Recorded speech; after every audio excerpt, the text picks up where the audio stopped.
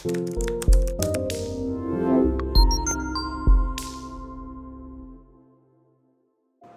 everyone, it's Elijah with Financial Anatomy, coming at you with another video to help you take control of your financial destiny.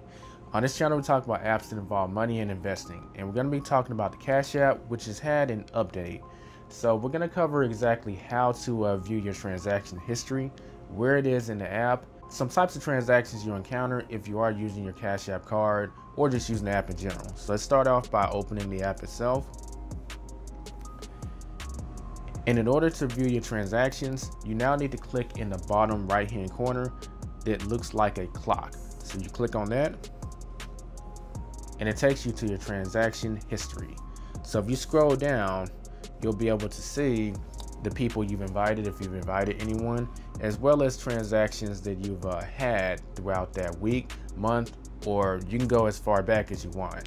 So let's actually click on the transaction to see what it looks like. Obviously, you can see that my Smoothie King transaction that I had yesterday is still pending.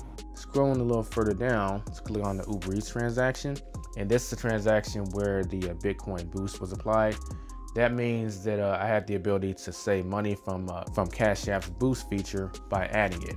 If you click on the dots in the top right hand corner, it'll give you a few options, such as pulling up a receipt in some cases. And if you need to dispute a transaction for whatever reason, you can click on Need Help.